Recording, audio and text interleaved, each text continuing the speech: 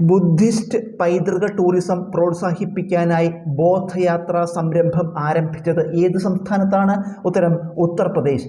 Buddhist പൈതൃക tourism പ്രോത്സാഹിപ്പിക്കാനായി ബോധയാത്രാ സംരംഭം ആരംഭിച്ചത് ഏത് സംസ്ഥാനത്താണ്? ഉത്തരം ഉത്തർപ്രദേശ്. 2025 G7 ഉച്ചകോടിക്ക് വേദിയായ രാജ്യമേത്? ഉത്തരം കാനഡ. 2025 G7 ഉച്ചകോടിക്ക് വേദിയായ രാജ്യമേത്? ഉത്തരം കാനഡ. ഇന്ത്യയിലെ ആദ്യത്തെ variable speed pumped storage plant പ്രവർത്തനം ആരംഭിച്ച സംസ്ഥാനമേത്? ഉത്തരം ഉത്തരാഖണ്ഡ്. ഇന്ത്യയിലെ ആദ്യത്തെ variable speed pumped storage plant പ്രവർത്തനം ആരംഭിച്ച സംസ്ഥാനമേത്? ഉത്തരം ഉത്തരാഖണ്ഡ്. ഏത് വിഭാഗത്തിൻ്റെ ശാക്തീകരണം ലക്ഷ്യമിട്ട് കേന്ദ്ര സർക്കാർ തുടക്കമിട്ടതാണ് ധർത്ത് ആബാജൻ ഭാഗിദരി അഭിയാൻ? ഉത്തരം ഗോത്രവർഗ വിഭാഗങ്ങൾ. ഏത് വിഭാഗത്തിൻ്റെ ശാക്തീകരണം ലക്ഷ്യമിട്ട് കേന്ദ്ര സർക്കാർ തുടക്കമിട്ടതാണ് ധർത്ത് ആബാജൻ ഭാഗിദരി അഭിയാൻ? ഉത്തരം ഗോത്രവർഗ വിഭാഗങ്ങൾ. DRDO വികസിപ്പിക്കുന്ന ഗൗരവ് ഏതിനം യുദ്ധോപകരണമാണ്? ഉത്തരം ഗ്ലൈഡ് ബോംബ്. DRDO വികസിപ്പിക്കുന്ന ഗൗരവ് ഏതിനം യുദ്ധോപകരണമാണ്?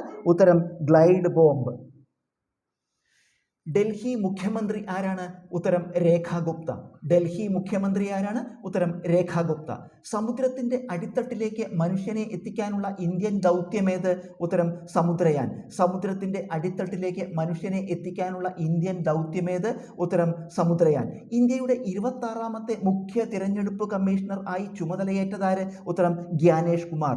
ഇന്ത്യയുടെ 26ാമത് മുഖ്യ തിരഞ്ഞെടുപ്പ് കമ്മീഷണറായി ചുമതലയേറ്റതാരാണ്? ഉത്തരം ഗ്യാനേഷ് കുമാർ. 5 ഭൂഖണ്ഡങ്ങളെ ബന്ധിപ്പിച്ച് സമുദ്രാന്തർ വാർത്താവിനിമയ ശൃംഖലയൊരുക്കുന്ന വാട്ടർ വർത്ത് പദ്ധതി ഏത് സ്ഥാപനത്തിൻ്റെതാണ്? ഉത്തരം മെറ്റ. 5 ഭൂഖണ്ഡങ്ങളെ ബന്ധിപ്പിച്ച് സമുദ്രാന്തർ വാർത്താവിനിമയ ശൃംഖലയൊരുക്കുന്ന വാട്ടർ വർത്ത് പദ്ധതി ഏത് സ്ഥാപനത്തിൻ്റെതാണ്? ഉത്തരം മെറ്റ. ലോകത്തിലെ ഏറ്റവും വലിയ സഫാരി പാർക്കാകാൻ ഒരുങ്ങുന്ന ആരവല്ലി സഫാരി പാർക്ക് ഏത് സംസ്ഥാനത്താണ്? ഉത്തരം ഹരിയാന. ലോകത്തിലെ ഏറ്റവും വലിയ സഫാരി പാർക്കാകാൻ ഒരുങ്ങുന്ന ആരവല്ലി സഫാരി പാർക്ക് ഏത് സംസ്ഥാനത്താണ്? ഉത്തരം ഹരിയാന.